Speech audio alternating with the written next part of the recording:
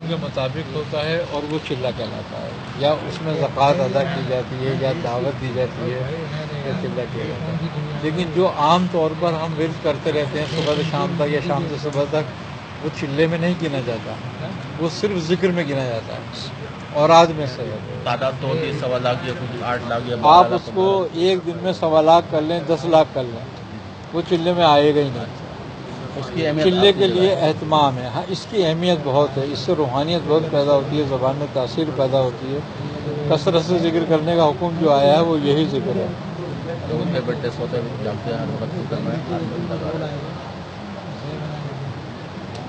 چلہ اہتمام کے ساتھ کیا چلہ اہتمام، وقت مقرر رکھا کے اوپر نیچے جی جی، وہی جگہ ہو۔ اور چلے کے لیے 3 چیزوں کی بڑی اہمیت ہے۔ ایک یہ کہ اس کی تعداد جو ہم ذکر کریں گے کم زیادہ نہ ہو، کم زیادہ نہ ہو، ایک ایام کی تعداد کہ جو جتنے ایام میں ہم نے پڑھنا ہے اس کو، یہ تعداد مقرر کی گئی ہے۔ اور ایک وقت مقررہ۔ اچھا ٹھیک ہے، جمالی جلالی پرہیز کیوں کیا کرایا جاتا ہے؟ جلالی جمالی پرہیز یوں کرایا جاتا ہے کہ آپ میں ملکوتی صفات پیدا ہوں، ملکوتی صفات پیدا ہوں، یعنی کہ جس طریقے سے فرشتے کھانے پینے اور لذات سے آ رہی ہیں، یہ صفت پیدا ہو آپ میں اس وقت میں، کیونکہ کہتے ہیں کہ شیطان سے دوستی کرنے کے لیے شیطان بننا پڑتا ہے، اس جیسی حرکتیں کرنی، اس جیسی حرکتیں کرنی ہوتی ہے، رحمان بننے کے لیے ملائکہ جیسی کیفیت پیدا کرنی ہوتی ہیں۔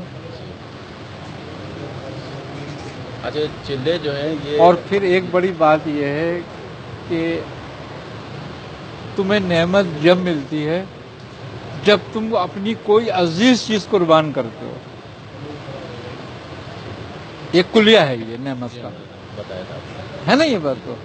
اب آدمی کو عام طور پر جو چیز سب سے زیادہ عزیز ہے وہ کھانا پینا، لذتیں، پیٹ بھر کے کھانا، ہے نا، یہ اس کی اپنی ذات کے لیے جو چیز اس کو زیادہ ہیں، اس کو ترک کرنا۔ دوسری بات یہ کہ جب آدمی اس کو ترک کرتا ہے اور لذتوں سے دور ہوتا ہے، بھوکا رہتا ہے، تو وہ یہ سب کچھ کیوں کر رہا ہے؟ ملکوتی صفت حاصل کرنے کے لیے، ملکوتی صفات، یعنی کہ یہ سب کچھ وہ کر رہا ہے اللہ اور اس کو ذکر کرنے کے لیے، اللہ کے لیے کر رہا ہے، اللہ کی رضا کے لیے، اللہ کی رضا کے لیے ذکر کر رہا ہے۔ تو جب کوئی چیز کوئی ترک اللہ کے لیے کیا جاتا ہے تو اللہ اس کا اجر عطا فرماتا ہے۔ جیسے اچھا، جب تک ترک نہیں کرو گے تقویٰ نہیں پیدا ہوگا، اور اصل تقویٰ ہے۔ رمضانوں میں تم سے کیا کرایا جاتا ہے؟ حلال چیزیں چھڑوا دی جاتی ہیں ایک وقت تک کے لیے، چونکہ وہ عوام الناس کے لیے ہے نا، خاص لوگوں کے لیے بات نہیں ہے، وہ عوام کے لیے بات ہے، وہ اس لیے کہ وہ عوام کی قوت کے مطابق ان سے ترک کرایا جاتا ہے تاکہ ان میں تقویٰ ہے۔ تو تقوی کی جڑ جو ہے وہ شہوت سے پرہیز ہے۔ اچھا، اب شہوت لذات کی بھی ہے، شہوت غذا کھانے کی بھی ہے، یہ تمام چیزیں شہوات میں ہی آتی ہیں۔ جب ان سے ترک کرتا ہے تو تقویٰ آتا ہے اس کے اندر، اور جب تقویٰ پیدا ہوتا ہے تو روحانیت اس سے مانوس ہوتی ہے اور اسے اللہ کا قرب حاصل ہوتا ہے۔ اور اگر کوئی ترک نہیں کرتا اور خالی ذکر کرتا ہے تو اس کو ذکر کا فائدہ تو ہوتا ہے لیکن تقوی میں داخل نہیں ہوتا ہے وہ روحانیت نہیں ملتی جو ملنی چاہیے، جو ملنی چاہیے۔ نبی کریم صلی اللہ علیہ وسلم نے سب سے زیادہ بہتر عبادت خالی پیٹ رہنے کو سمجھا۔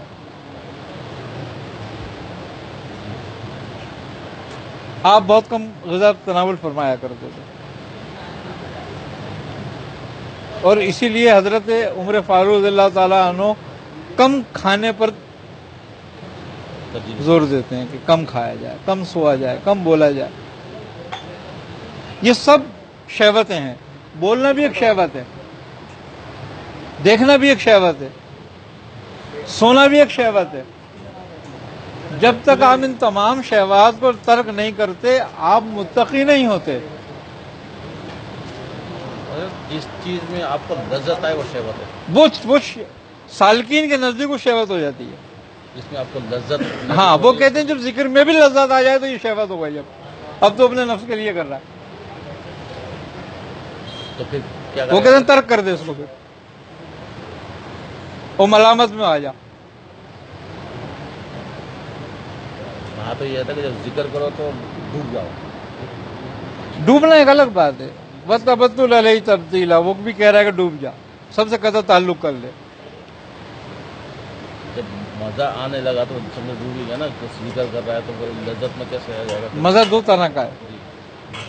ایک مزہ یہ ہے کہ وہ اس کے دل میں کسی بھی قسم کا غیر کا خیال نہیں ہے, صرف رب کا خیال ہے. یہ مزہ نہیں ہے. اور جب اس ذکر میں اس کو یہ خیال آنے لگا کہ ہاں میں بہت ذکر کرنے لگا ہوں, مجھے مزہ آ رہا ہے اس میں, وہ تو تب قبر ہو جائے گا فوراً. تب قبر میں چلا گیا وہ. ابھی آپ خود ہی کہہ رہے ہو. تو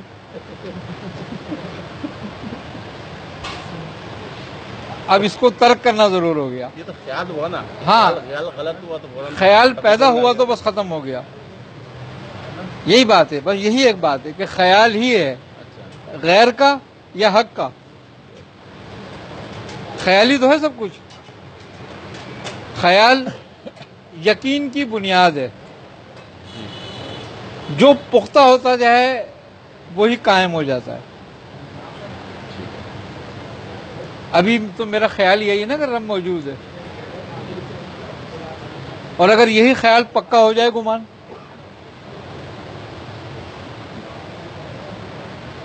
اور وہ یقین میں تبدیل ہو جاتا. آگے سنیں بات. عین الیقین, علم الیقین, حق الیقین. وہ سارے یقین بات کے ہیں. اچھا یہ بعد میں. پہلے تو صرف یقین ہے. مثال کے طور پر ایک گھڑا ہے مٹی کا. اب میرے علم میں یہ بات ہے کہ گھڑا پانی کے لیے ہوتا ہے. کبھی امکان کیا ہے پانی کے لیے ہوتا ہے. کہ پانی کے لیے ہے. یہ علم ہے, علم الیقین ہے کہ گھڑا پانی کے لیے ہوگا. اب یہ نہیں پتا اس میں سرکہ ہے یا شراب ہے یا پانی ہے. یہ تو ڈھکن اٹھنے کے بعد پتا چلے گا اس میں کیا ہے. اب جب ڈھکن اٹھا اور میں نے چکھا وہ پانی ہی تھا, یہ عین الیقین ہو گیا. یہ دیکھا پانی ہے, چکھ لیا, حق الیقین ہو گیا کہ پانی جیسے سرکہ بھی ہو سکتا ہے, پانی جیسی شراب بھی ہو سکتی ہے, لیکن چکھنے سے ذائقہ پتہ چل گیا تو یہ ہو گیا حق الیقین کہ یہ پانی ہے اور کچھ نہیں ہے اس میں. چکھ لیا تو حق الیقین. حق الیقین ہو گیا. اب اس کی معرفت حاصل ہونا پانی کی کہ گویا یہ سڑا ہوا ہے یا صحیح ہے, وہ اس کو استعمال کرنے کے بعد پتہ چلے گا. چکھنے سے پتہ چلا. وہی چکھنے سے ہی, چکھنے کے بعد تو حق الیقین ہو گیا نا, لیکن اس کے ذائقے نے آپ کو کیا بتایا پانی ہے اور یہ قابل استعمال ہے یا نہیں ہے. جب یہ یقین ہو گیا یہ قابل استعمال ہے تو اس کی معرفت حاصل ہو گئی کہ چھوڑنا اس کو ضروری ہے یا استعمال کرنا ضروری ہے. یہ معرفت ہے اس کی کہ اگر خراب ہے تو پھینک دو, ابھی اس کی ضرورت نہیں ہے.